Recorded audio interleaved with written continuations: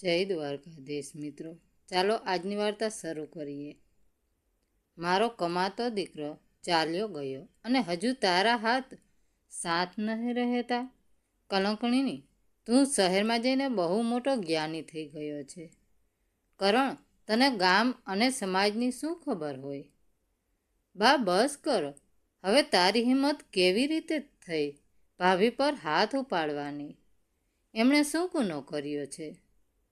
પતિના મોતના ગમમાં ડૂબેલી એક લાચાર વિધવા સ્ત્રી, જેણે દુનિયાના ટોણા સાંભળીને જિંદગી જીવવાની આશા છોડી દીધી હતી। એનો નાનો દિયર, જે પોતાની સગી સમાન ભાભીની આવી હાલત જોઈને અંદરથી ધ્રુજી ઉઠ્યો હતો। પછી એક દિવસ એ દિયર પોતાની ભાભીનો હાથ પકડીને ગામ છોડીને શહેર તરફ નીકળી ગયો। પણ કોઈએ એને એ સપનામાં પણ નહોતું વિચાર્યું કે આ શહેરમાં જઈને બંનેની જિંદગી એવો વળાંક લેશે કે આખું ગામ જોતું રહી જશે। દોસ્તો, આ કહાની કોઈ કાલ્પનિક વાર્તા નથી, પણ આજના રૂઢિચુસ્ત સમાજની એક એવી કડવી એવી સચ્ચાઈ છે, જેને સાંભળ્યા પછી તમારી આંખોમાં આંસુ આવી જશે અને દિલ ધબકારો ચૂકી જશે। આ અનોખા ત્યાગ અને માનવતાની સફરને સમજવા માટે છે। તો મિત્રો, આ વાર્તા છે ઉત્તર પ્રદેશના પ્રયાગરાજ જિલ્લાથી થોડે દૂર આવેલા એક નાના અને શાંત ગામડાની। વર્ષ 2017ની એ ગુલાબી ઠંડીના દિવસો હતા। ગામના પાદરે વહેતી નદી અને લીલાછમ ખેતરો વચ્ચે વસેલા આ ગામના એક નાનો, સુખી અને પ્રતિષ્ઠિત પરિવાર હતો। ઘરના મોભી એટલે રામચરણભાઈ અને તેમના પત્ની કૌશલ્યા દેવી। રામચરણભાઈ ગામમાં એક આબરૂદાર માણસ તરીકે ઓળખાતા હતા। તેમને 2 દીકરા હતા, મોટો દીકરો વિનય અને નાનો દીકરો કરણ। મોટો દીકરો વિનય શાંત, ગંભીર અને ઘરનું આખું હતો। એને બહુ ભણવાનું નહોતું કર્યું, એટલે ગામમાં જ રહીને પિતા સાથે ખેતીવાડી સંભાળતો અને ગામમાં ચોકમાં આવેલી કરિયાણાની નાની દુકાન ચલાવતો। આખું ગામ વિનયના સ્વભાવને વખાણ કરતું। જ્યારે નાનો દીકરો કરણ નાનપણથી જ ભણવામાં તેજસ્વી હતો। તે એન્જિનિયરિંગ પૂરું કરીને નોઈડાની એક બહુ મોટી આઈટી કંપનીમાં સોફ્ટવેર એન્જિનિયર તરીકે નોકરી કરતો હતો। કરણ આમ તો આખું વર્ષ નોઈડામાં જ રહેતો, પણ વર્ષમાં 2-3 વાર જ્યારે પણ એને રજા મળતી ત્યારે એ દોડીને ગામડે આવી જતો। કરણ ભલે શહેરમાં જઈને મોટા સાહેબ બની ગયો હતો, પણ એની અંદરનો ગામડાનો સંસ્કારી છોકરો ક્યારેય મર્યો ન હતો। દર મહિને પગાર થતાં જ એ સૌથી પહેલું કામ પોતાના પિતાના ખાતામાં પૈસા મોકલવાનું કરતો, જેથી મા બાપને ઉંમરના આ પડાવે કોઈ વાતની તકલીફ ન પડે। આખો પરિવાર ગામમાં એક મિસાલ સમાન હતો। તો લોકો કહેતા કે નસીબ હોય તો રામચરણના ઘર જેવું।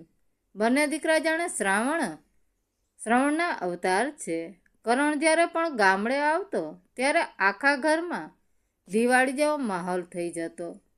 મા કૌશલ્યા દેવી કરણની ભાવતી રસોઈ બનાવતા અને પિતા રમણચરણભાઈ આખા ગામમાં ગર્વથી કહેતા ફરતા, મારો નાનો દીકરો તે હવે નોઈડામાં એસી ઓફિસમાં કામ કરે છે, મને ખૂબ ગર્વ છે। પછી વર્ષ 2017ના નવેમ્બર મહિનામાં વિનયના લગ્ન નક્કી થયા। કન્યાનું નામ હતું પૂજા। પૂજા બાજુના જ જિલ્લાના એક સીધા સાદા પરિવારની દીકરી હતી। એ ગણેલી હતી, પણ એના સંસ્કાર કોઈ કાચના વાસણ જેવા ચોખ્ખા હતા। એનો સ્વભાવ એટલો શાંત અને મીઠો હતો કે લગ્નના પહેલા જ દિવસે એને સાસરી પક્ષના દરેક સભ્યનું દિલ જીતી લીધું। લગ્ન પછી પૂજાએ આખા ઘરને એવી રીતે સાચવી લીધું જાણે એ વર્ષોથી આ જ ઘરની દીકરી હોય। સવારે સૂરજ ઉગે એ પહેલાં ઉઠવું, સાસુ સસરાના પગે લાગવું, ઘરની સાફ સફાઈ કરવી અને વિનયના દુકાને જતા પહેલાં એનું ટિફિન તૈયાર કરવું, આ બધું જ પૂજા કોઈ પણ ફરિયાદ વગર હસતા મોઢે કરતી. વિનય પણ પોતાની પત્નીના આ સ્વભાવથી બહુ ખુશ હતો. જ્યારે કરણ મોટા ભાઈના લગ્નમાં ગામડે આવ્યો ત્યારે એની પૂજા સાથે પહેલી મુલાકાત થઈ. પૂજા ભણેલી હોવાથી એની વિચારસરણી ગામની બીજી સ્ત્રીઓ કરતાં થોડી પ્રગતિશીલ હતી. કરણ સાથે પણ એક બહુ આદરપૂર્વક અને મોકળા મને વાત કરતી. ધીમે ધીમે કરણ અને પૂજા વચ્ચેનો સંબંધ એક સગા ભાઈ બહેન કે બે પાકા મિત્રો જેવા બની ગયો. કરણ પોતાની ભાભીને સગી મોટી બહેન કરતાં પણ વધારે આદર આપતો અને પૂજા પણ કરણને પોતાના નાના ભાઈની જેમ જ. કરણ જ્યારે પણ નોઈડાથી ગામડે આવવાનો હોય ત્યારે પૂજા પહેલાંથી જ ફોન કરીને પૂછી લેતી કે કરણ તારે જમવામાં શું ખાવું છે. એ કરણની દરેક નાની મોટી પસંદગીનું ધ્યાન રાખતી. સમય એની ગતિએ વહી રહ્યો હતો અને પરિવારમાં પ્રેમ ગાઢ બની રહ્યો હતો. લગ્નના બરાબર 1 વર્ષ પછી એટલે કે 2018ના અંતમાં પૂજાએ એક સુંદર દીકરાને જન્મ આપ્યો. ઘરમાં ખુશીઓ બમણી થઈ ગઈ. રામચરણભાઈ અને કૌશલ્યા દેવી પોતાના પૌત્રને રમાડવામાં આખો દિવસ વિતાવવા લાગ્યા. બાળકના પગલાં પડતા જ વિનયની દુકાન પણ સારી ચાલવા લાગી હતી. આખું ઘર જાણે સ્વર્ગ જેવું લાગતું હતું. પણ કહેવાય છે ને કે નસીબ ક્યારે પલટો મારે એ માણસ જાણી શકતો નથી. ખુશીઓના આ આકાશ પર અચાનક જ કાળા ડિબાંગ વાદળો ઘેરાવા લાગ્યા. જુલાઈ 2019નો એ મહિનો હતો. ચોમાસાની ઋતુ જામી હતી અને આખો દિવસ ઝરમર વરસાદ પડી રહ્યો હતો. બપોરના સમયે વિનય ગામથી થોડે દૂર આવેલા પોતાના ખેતરે આંટો મારવા ગયો હતો. ખેતરમાં ઘાસ બહુ મોટું થઈ ગયું હતું. બપોર સુધી બધું બરાબર હતું, પણ સાંજ થતાં ગામમાં એક એવી ખબર આવી જેને આખા પરિવારના પગ નીચેથી જમીન સરકાવી દીધી. ખેતરમાં કામ કરતા એક મજૂરે જોયું કે વિનય વડના ઝાડ નીચે બેભાન અવસ્થામાં પડ્યો હતો અને એના પગ પર સાપ કરડવાના નિશાન હતા. ગામના 4-5 લોકો તાત્કાલિક વિનયને બાઇક પર બેસાડીને નજીકની સરકારી હોસ્પિટલ તરફ દોડ્યા. પણ હોસ્પિટલ પહોંચે એ પહેલાં જ રસ્તામાં જ વિનય શ્વાસ અટકી ગયો. હોસ્પિટલના ડૉક્ટરોએ તપાસ કરીને જાહેર કર્યું કે ઝેરી કાળા નાગના કરડવાથી શરીર આખામાં ઝેર ફેલાઈ ગયું હતું અને વિનયનું મોત નીપજ્યું હતું. આ ખબર વીજળીની જેમ જ્યારે ઘરમાં પહોંચી ત્યારે કૌશલ્યા દેવીએ ચીસ પાડીને છાતી પીટવાનું શરૂ કરી દીધું. પિતા રામચરણભાઈ પથ્થરની મૂર્તિ જેવા થઈ ગયા. એમની આંખોમાંથી આંસુ પણ નહોતા નીકળી રહ્યા. સૌથી ખરાબ હાલત પૂજાની હતી. પોતાના 1 વર્ષના માસૂમ દીકરાને ખોળામાં લઈને બેઠેલી પૂજા પતિના શબને જોઈને બેસુધ થઈ ગઈ. એની નજર સામે આખી દુનિયા એક પળમાં ઉજળી ગઈ હતી. જે પતિ સાથે એણે 7 જન્મો સુધી સાથે રહેવાના સપના જોયા હતા, તે પતિ એને અધવચ્ચે જ મૂકીને અનંત યાત્રા પર ચાલ્યો ગયો હતો. નોઈડામાં કરણને જ્યારે ફોન પર આ હૃદયપૂર્વક સમાચાર મળ્યા ત્યારે એ જાણે શસ્ત્રબંધ થઈ ગયો. એ જ રાતે કરણ ટેક્સી કરીને સવારે 4 વાગ્યે ગામડે પહોંચ્યો. મોટા ભાઈના મોતના આઘાતે કરણને અંદરથી તોડી નાખ્યો હતો. પણ જ્યારે એણે ઘરના આંગણામાં સફેદ સાડીમાં લપેટાયેલ પોતાની ભાભી પૂજાને જોઈ ત્યારે એનું કાળજું કંપી ગયું. પૂજા રડતા રડતા બસ એક જ રટણ કરી રહી હતી, હવે હું કોના સહારે જીવીશ? મારા માસૂમ બાળકનું શું થશે?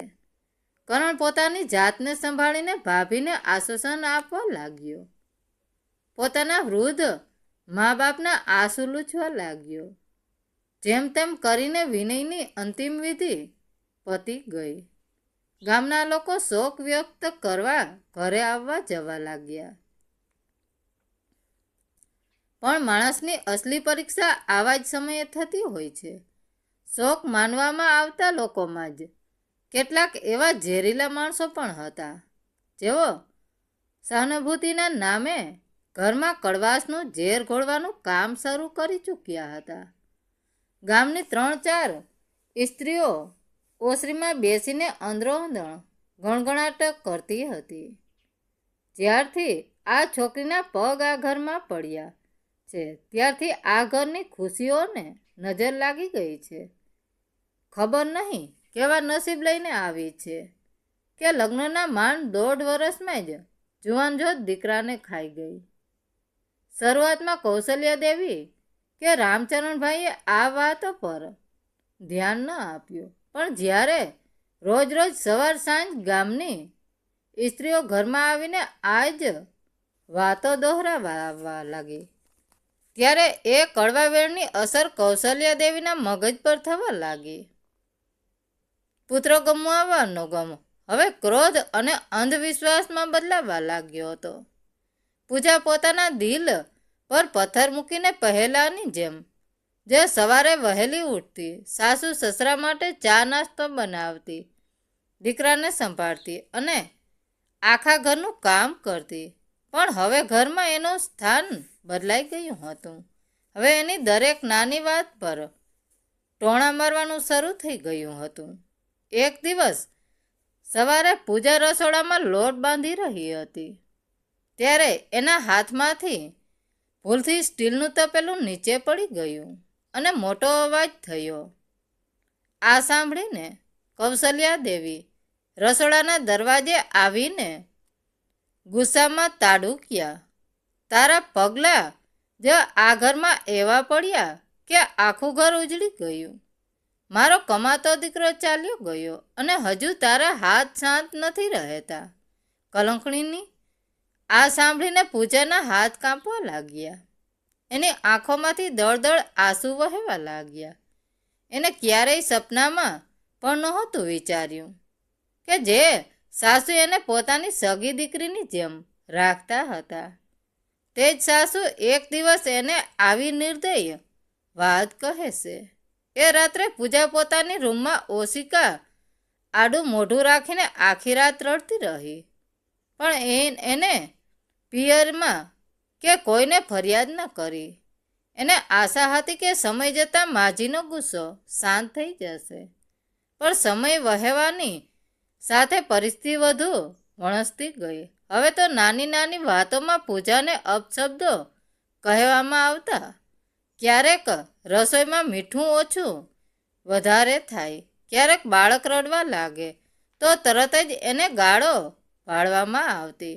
સૌથી વધારે દર્દ પૂજાને ત્યારે થતું જ્યારે ગામની આડોશ પાડોશની સ્ત્રીઓ ઘરે આવીને એની સામે જ એને મનહૂસ જેવા શબ્દો કહીને અપમાનિત કરતી. પૂજા બધું જ ચૂપચાપ સહન કરતી હતી, માત્ર પોતાના એ માસૂમ દીકરાના ભવિષ્ય માટે. એને થતું કે જો એ ઘર છોડીને જતી રહેશે તો એના દીકરાને દાદા દાદીનો પ્રેમ ક્યારેય નહીં મળે. વિનયના મોતના બરાબર 6 મહિના પછી ડિસેમ્બર 2019માં કરણ ફરીથી નોઈડાથી ગામડે આવ્યો. એ જેમ જ ઘરના આંગણામાં દાખલ થયો, એને આખી હવામાં એક અજીબ ભારેખમ શાંતિ અને ગૂંગળામણ અનુભવાઈ. ઘરમાં પહેલા જેવી ચહલ પહલ કે ખુશી ન હતી. પૂજા ભાભી પણ તુલસી ક્યારા પાસે બેઠા હતા, પણ એમના ચહેરા પરથી જ નૂર ગાયબ થઈ ગયું હતું. કરણ સામે જોવાની પણ એમનામાં હિંમત નહોતી. એમણે નજર નીચી કરી લીધી. એ જ રાત્રે જ્યારે ઘરના બધા સભ્યો જમીને સૂઈ ગયા. ત્યારે કરણ અસ્તવ્યસ્ત હોવાથી આંગણામાં ખાટલો ઢાળીને બેઠો હતો. અચાનક એને અંધારામાં ખૂણામાંથી કોઈના હેબકા ભરવાનો ધીમો અવાજ સંભળાયો. કરણ ઊભો થઈને ત્યાં ગયો તો તેણે જોયું કે પૂજા ભાભી અંધારામાં દિવાલને અઢેલીને ઢૂસકા ભરીને રડી રહ્યા હતા. કરણ એમના નજીક ગયો અને ધીમા અવાજે બોલ્યો, ભાભી શું વાત છે? તમે આટલા બદલાયેલા કેમ લાગો છો? ઘરમાં કંઈ થયું છે? કરણના આટલા જ શબ્દો સાંભળતા જ પૂજાના સમયનો બંધ તૂટી ગયો. એ પોતાના આંસુ રોકી ન શકી. એ ધ્રુજતા અવાજે કરણને કહેવા લાગી, કરણ, હવે આ ઘરમાં મારું જીવવું નરક જેવું થઈ ગયું છે. જ્યારથી તારા મોટા ભાઈ ગયા છે ત્યારથી આખા ગામ માટે અને માજી માટે હું ગુનેગાર બની ગઈ છું. માજી મને નાની નાની વાતોમાં ટોણા મારે છે. ગામની સ્ત્રીઓ મને અપશુકન્યાળી કહે છે. કરણ, મારો શું વાંક છે એ તો મને કોઈ કહો. પૂજાની આ ખતની સાંભળીને કરણ શસ્તબંધ થઈ ગયો. એની આંખો ક્રોધથી લાલ થઈ ગઈ. એને વિશ્વાસ ન હતો થતો કે જે ઘરમાં ક્યારેય પ્રેમનો વરસાદ થતો હતો ત્યાં એની નિર્દોષ ભાભી સાથે વાતો આવો અમાનસી વ્યવહાર થઈ રહ્યો છે. પૂજાએ આગળ રડતા રડતા કહ્યું કે ઘણીવાર તો કોઈ ભૂલ ન હોય તો પણ સાસુ એને કલાકો સુધી સંભળાવે છે અને પિતાજી પણ બધું જોઈને મૌન રહે છે. બીજા દિવસે સવારે કરણે રસોડામાં જઈને પોતાની માતાને સમજાવવાનો પ્રયત્ન કર્યો. એને શાંતિથી કહ્યું, બા, તું આ શું કરી રહી છે? વિનયભાઈનું જવું એ એક અકસ્માત હતો. એમાં ભાભીનો કોઈ દોષ નથી. તું એમને કેમ ખોટા વેણ સંભળાવે છે? પણ કૌશલ્યા દેવી તો જાણે ગુસ્સામાં અંત થઈ ગયા હતા. એ જોરથી બોલ્યા, તું શહેરમાં જઈને બહુ મોટો જ્ઞાની થઈ ગયો છે. કરણ, તને ગામ અને સમાજની શું ખબર હોય? જ્યારથી આ લક્ષ્મીચંદની દીકરી આ ઘરમાં આવી છે ત્યારથી આપણું સુખ ચેન બધું જ છીનવાઈ ગયું છે. મારો જુવાન જોત દીકરો લાકડા ભેગો થઈ ગયો. હું એને આ ઘરમાં ખુશીથી નહીં રહેવા દઉં. કરણે પિતા રામચરણભાઈ સામે જોયું પણ પિતાએ નજર ફેરવી લીધી. દીકરો ખોવાના ગમે એમને એટલા કમજોર કરી દીધા હતા કે તેઓ સાચું ખોટું પારખવાની શક્તિ ગુમાવી ચૂક્યા હતા. કરણે 2 દિવસ સુધી ઘરમાં રહીને બધું પોતાની આંખોથી જોયું. એની માતા કૌશલ્યા દેવી સવારથી સાંજ સુધી પૂજાને દુભાવતી રહેતી. ક્યારેક ચા મોડી બનાવવાના પર તો ક્યારેક બાળકના રમકડા વેરવિખેર હોવા પર પૂજાને ખીજાતી રહેતી. ત્રીજા દિવસે બપોરે કરણ ઘરના ધાબા પર બેસીને ફોનમાં કંઈક કામ કરી રહ્યો હતો. અચાનક નીચે આંગણામાંથી ચીસો અને જોરથી બોલવાનો અવાજ આવ્યો. કરણે ધાબા પરથી નીચે જોયું તો કૌશલ્યા દેવી પૂજા પર બરાબર ગુસ્સે થયા હતા. વાત એટલી વધી ગઈ કે કૌશલ્યા દેવી ગુસ્સામાં આવેશમાં આવીને પૂજાના ગાલ પર એક જોરદાર થપ્પડ મારી દીધી. આ દ્રશ્ય જોતા જ કરણના શરીરમાં લોહી ઉકળી ઉઠ્યું. એ એક પણ પળનો વિલંબ કર્યા વગર દોડીને નીચે આવ્યો અને પોતાની માતાનો હાથ હવામાં જ પકડી લીધો. કરણ ગર્જના કરતા બોલ્યો, બસ કર, હવે તારી હિંમત કેવી રીતે થઈ ભાભી પર હાથ ઉપાડવાની? એમણે શું ગુનો કર્યો છે? દીકરાને વહુના પક્ષમાં ઊભેલો જોઈને કૌશલ્યા દેવી વધુ ભડક્યા. તું આ કલંકણી માટે તારી સગી જનેતા મા સામે અવાજ ઉઠાવે છે. આજ રાંડે મારો દીકરો છીનવી લીધો છે. આ અવાજ સાંભળીને આજુબાજુના પડોશીઓ અને ગામની સ્ત્રીઓ પણ આંગણામાં જમા થઈ ગઈ. ગામની એક ડોશીએ પાછળથી ટિપ્પણી કરી, કૌશલ્યા સાચું જ કહે છે. આ પૂજાના પગ જ ખરાબ છે. હવે કરણ પોતાની જાત પર નો કાબુ ગુમાવી બેઠો. એને આખા ગામના લોકો સામે ફરીને સિંહની જેમ ત્રાળ પાડી. જો આજ અકસ્માત તમારી પોતાની દીકરી સાથે થયો હોત અને એનો પતિ મરી ગયો હોત તો શું તમે તમારી દીકરીને પણ ઘરમાંથી કાઢી મૂકત? શું અત્યારે પણ તમે એને મનુષ્ય કહીને થપ્પડ મારત? કોઈ પુરુષના મરવાથી સ્ત્રી અપશુકનિય કેવી રીતે થઈ જાય? કરણના આ વેધક સવાલો સાંભળીને ત્યાં હાજર રહેલા તમામ આમ લોકોના મોઢા સિવાય ગયા. કરણે આગળ કહ્યું, મારી ભાભીએ આ ઘરને પોતાનું લોહી આપીને સિંચ્યું છે. પતિના મોત પછી પણ એ તમારા બંનેની સેવા કરે છે, પણ તમે લોકોએ એને જીવતી જીવ મારી નાખી છે. આટલું કહીને કરણ પૂજાનો હાથ પકડીને અંદરના રૂમમાં લઈ ગયો. તે દિવસે પહેલી વાર કૌશલ્યાદેવી પણ ચૂપ થઈ ગયા હતા, પણ એમના ચહેરા પર નફરત અને જીદ સાફ દેખાતી હતી. તે રાત્રે કરણ આખી રાત રૂમમાં આટા મારતો રહ્યો. એને સમજાતું નહોતું કે પૂજા ભાભીને આ નરકમાંથી કેવી રીતે બચાવવી. પૂજા પોતાના પિયર જવા નહોતી માગતી, કારણ કે એના પિયરની આર્થિક સ્થિતિ પણ બહુ ખરાબ હતી અને ત્યાં પણ વિધવા દીકરીને આજીવન બોજ જ માનવામાં આવતી. બીજા દિવસે સવારે કરણ પૂજા પાસે ગયો અને એકદમ મક્કમ અવાજે બોલ્યો, ભાભી, જો હું તમને આ ઘર અને આ ગામથી બહુ દૂર લઈ જાઉં તો તમે મારી સાથે ચાલશો? પૂજા ચોંકી ગઈ. હું કહીએ જઈશ કરણ, મારું નસીબ જ આવું છે. હું આ અપમાન સહન કરી લઈશ. કરણે પૂજાની આંખોમાં આંખો પરોવીને કહ્યું, ઘર એને કહેવાય જ્યાં માણસને આદર મળે, જ્યાં રોજ સવારે આત્મસન્માનની આહુતિ આપવી પડે. એને ઘર નહીં પણ જેલ કહેવાય. તમે તમારા દીકરા માટે મારી સાથે નોઈડા ચાલો. પૂજા રડી પડી, પણ કરણની આંખોમાં રહેલો સાચો ભાઈ જેવો વિશ્વાસ જોઈને એને હકારામાં માથું ધૂણાવ્યું. બીજા દિવસે સવારે કરણે પોતાનો સામાન પેક કર્યો અને કૌશલ્યા દેવી તથા રામચરણભાઈ સામે જઈને ઊભો રહ્યો. એને શાંત પણ રજ જેવા મક્કમ અવાજે કહ્યું, પિતાજી, હું પૂજા ભાભી અને તેના દીકરાને મારી સાથે નોઈડા લઈ જઈ રહ્યો છું. આ સાંભળતા જ કૌશલ્યા દેવી જાણે આગ બબૂલા થઈ ગયા. તું પાગલ થઈ ગયો છે કરણ? એક વિધવા ભાભીને નાનો દિયર પોતાની સાથે શહેરમાં એકલો રાખશે તો દુનિયા અને આ ગામ આપણી પર થૂકશે. લોકો કેવા સંબંધોની વાતો બનાવશે એની તને ખબર છે? બા, લોકોએ તો જીવતી ભાભીને થપ્પડ મારી ત્યારે તમારું સન્માન કયું ગયું હતું? લોકોની ચિંતા તમે કરો, મને મારી ભાભીના જીવનની અને એના બાળકના ભવિષ્યની ચિંતા છે.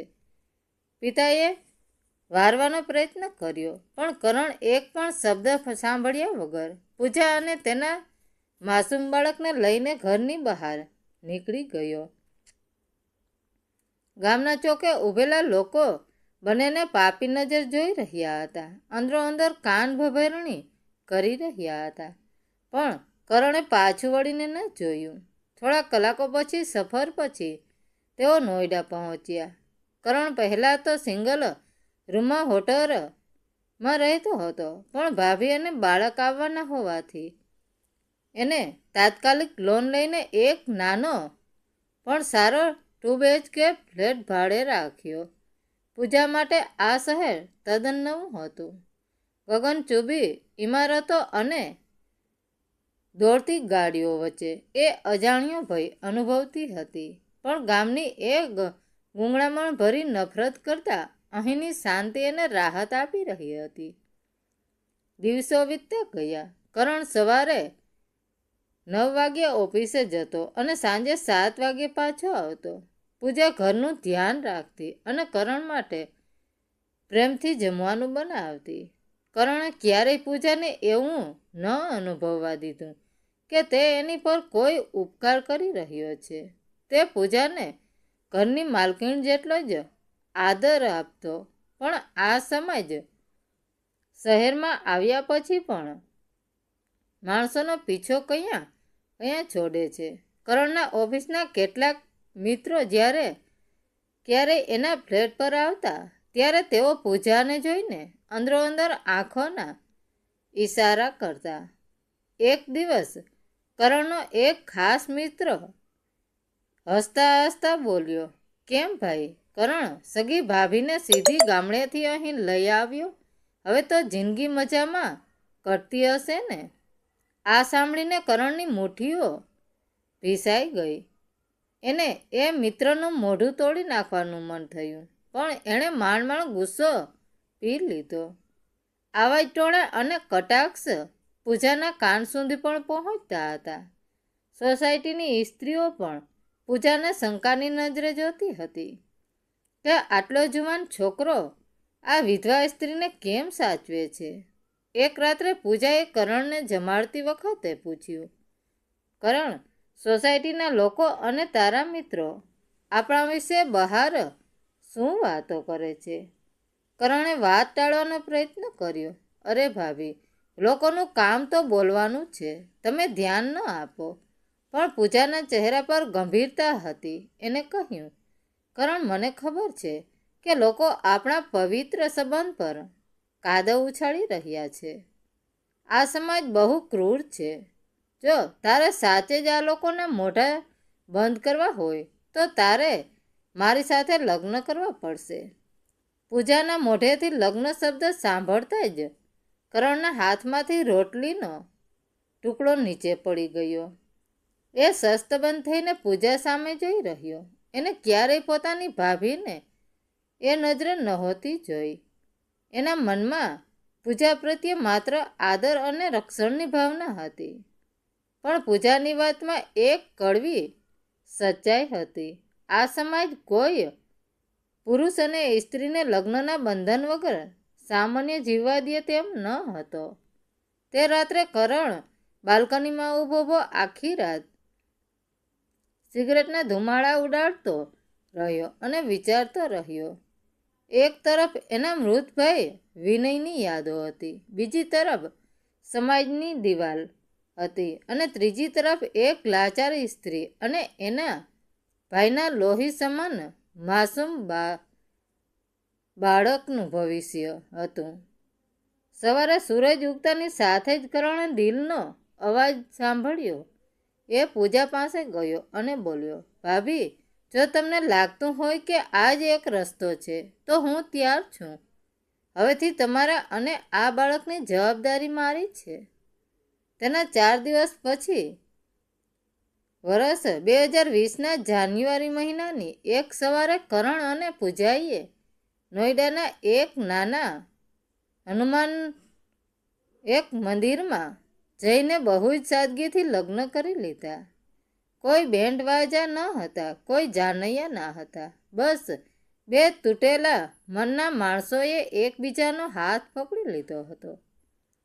કરણે પૂજાના શેથામાં સિંદૂર પૂર્યું અને ગળામાં મંગલસૂત્ર પહેરાવ્યું. પૂજાની આંખોમાંથી આંસુ વહી રહ્યા હતા, પણ આ આંસુમાં દુઃખ ન હતું. આ વખતે એમાં એક સુરક્ષાનો અહેસાસ હતો. લગ્નના 2 દિવસ પછી કરણે બહુ હિંમત ભેગી કરીને રાત્રે પોતાના પિતા રામચરણભાઈને ફોન કર્યો. ફોનની રિંગ વાગી અને સામે છેડેથી કૌશલ્યાદેવીએ ફોન ઉપાડ્યો. કરણ થોડી પળો માટે મૌન રહ્યો. એનો શ્વાસ રૂંધાતો હતો. પછી એણે ધીમેકથી કહ્યું, બા, મેં પૂજા ભાભી સાથે મંદિરમાં લગ્ન કરી લીધા છે. આ સાંભળતા જ સામે છેડે બિલકુલ સન્નાટો છવાઈ ગયો. કરણને લાગ્યું કે એની માતા હમણાં ફોન પર જ એને શ્રાપ આપશે અથવા સંબંધ તોડી નાખશે.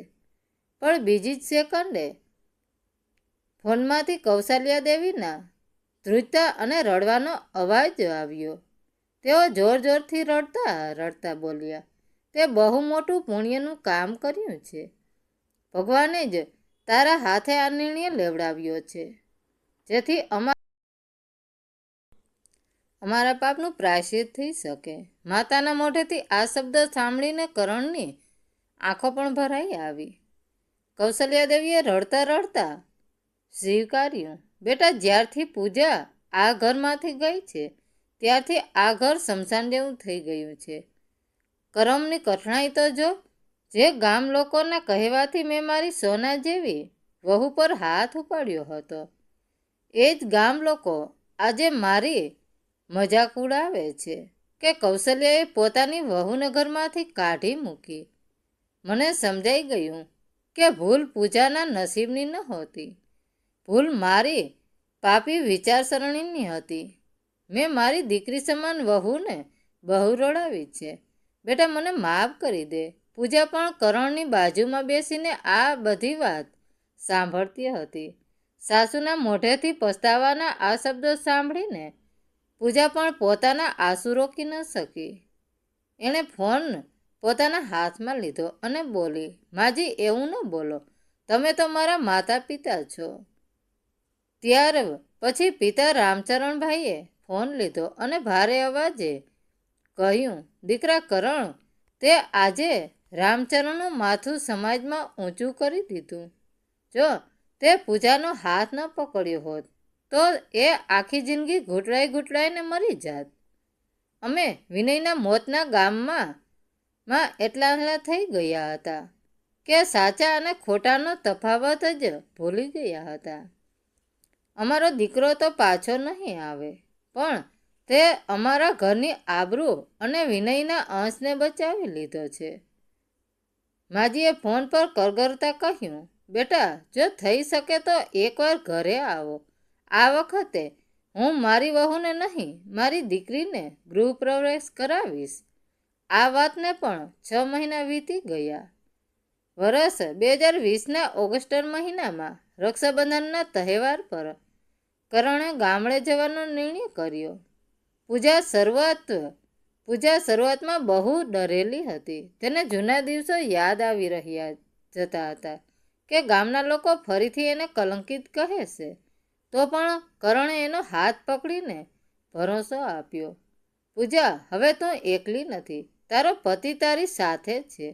તેઓ ટેક્સી કરીને ગામના પાદરે પહોંચ્યા. ગામના લોકોએ જ્યારે જોયું કે કરણ અને પૂજા ગાડીમાંથી ઉતર્યા છે અને પૂજાના સેથામાં કરણના નામનું સિંદૂર છે, ત્યારે આખા ગામમાં વાત વાયુવેગે ફેલાઈ ગઈ.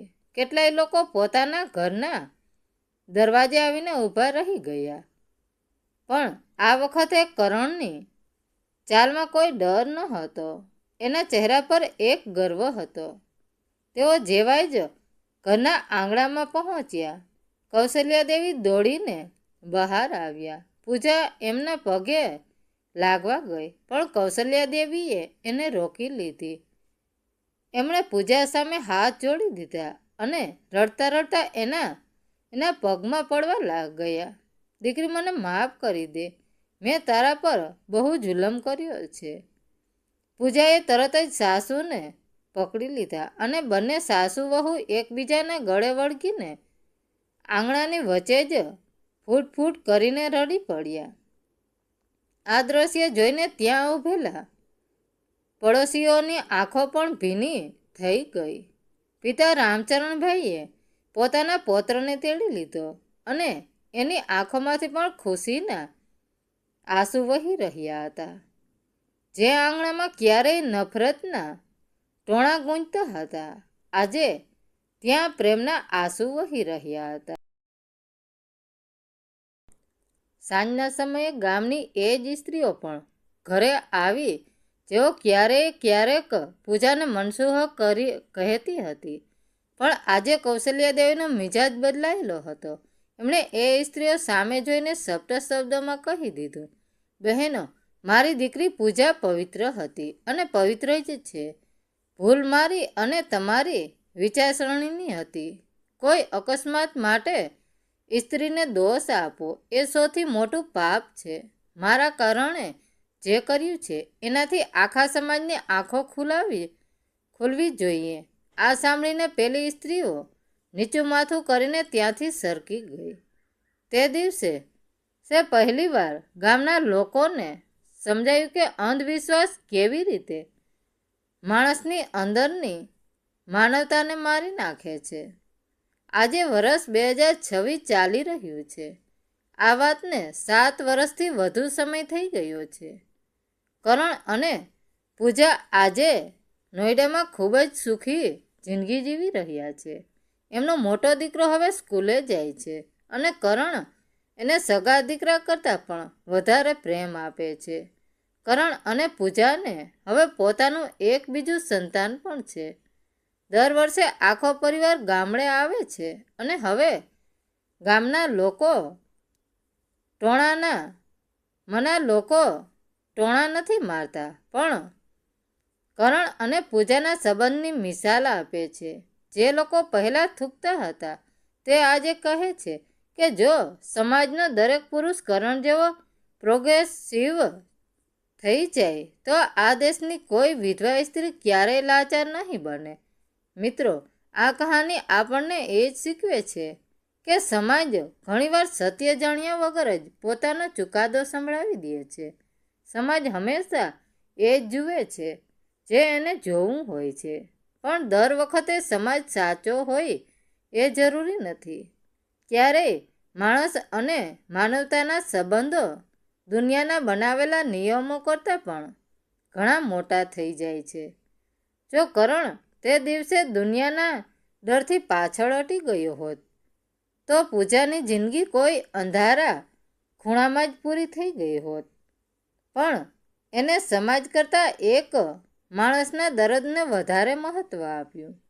હવે તમે જ વિચારો અને કોમેન્ટ કરીને જણાવો કે જો તમે કરણની જગ્યાએ હોત તો શું તમે આ સમાજની પરવા કર્યા વિના વગર પૂજાનો હાથ પકડત? અને શું પૂજા અને કરણના આ લગ્ન કરવાનો નિર્ણય સાચો હતો કે ખોટો? તો મિત્રો, વાર્તા કેવી લાગી? સારી લાગી હોય તો કોમેન્ટ કરીને જરૂર જણાવજો. ધન્યવાદ મિત્રો. રાધે રાધે. જય દ્વારકાધીશ.